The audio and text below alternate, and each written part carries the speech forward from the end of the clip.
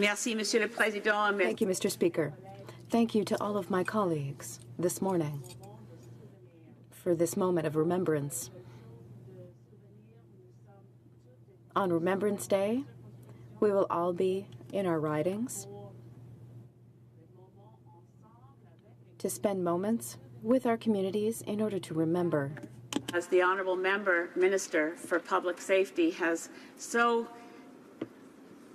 beautifully conjured for us the event that he will attend in his riding, all of us will be at familiar places, our town centres, our cenotaphs, gathering with our veterans, and as the Minister reminded us, sometimes we notice that someone we saw last year is no longer with us. One of the war veterans and heroes I have the privilege to know in my own community of Sydney is Charles Chick Goodman, who was one of the few Canadians to receive the Medal of Honor from the French government, the French Legion Medal of Honor for his role in D-Day. I just got a note from his wife to say that he's feeling fine, but thinks the march is too much for him this year, and can I meet them later to have a cup of tea at the Naval Club, which I will. Come to know a wonderful gentleman named Ken Curry, who fought at Dieppe. Ken was too young to enroll in the military, lied about his age, and when it came time to be sent overseas, he needed a note from his mother. He went to Dieppe, and as the carnage occurred all around him, he wondered why he'd asked his mother to send that note. So many brave men and women continue to go into dangerous places to protect that community center, that cenotaph, that village, that place that they know. And increasingly, Canadians are called to go to places where the connection between our safety and security at home and the dangerous places they go, whether in Afghanistan or elsewhere, have been more tenuous. My thoughts turn today to Trevor Green, who now lives in Nanaimo.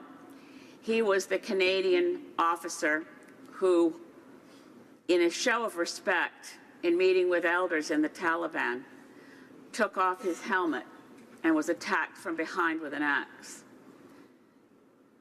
Trevor Green struggles every day and fights every day to be able to walk again. He has such enormous courage, and he always says that he wished that when he first enrolled, he would have been able to wear the blue beret. He sees his role as someone who defends Canada, as someone who wants to make and keep the peace. So in that spirit, I want to remind us that this building was built after one of the most devastating of wars took so many young lives in the First World War, which was supposed to be the war to end all wars. And in that moment of armistice, the initial thought for this Parliament as it was being rebuilt after the fire was that the central architectural feature, the tower, would be called the War Tower. And then they changed their minds and decided it should be called the Peace Tower.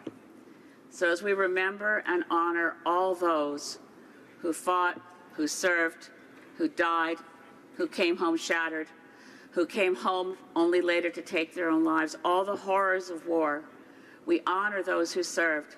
And our prayer is always for that name that's on the central tower of this building. Our prayer is always for peace.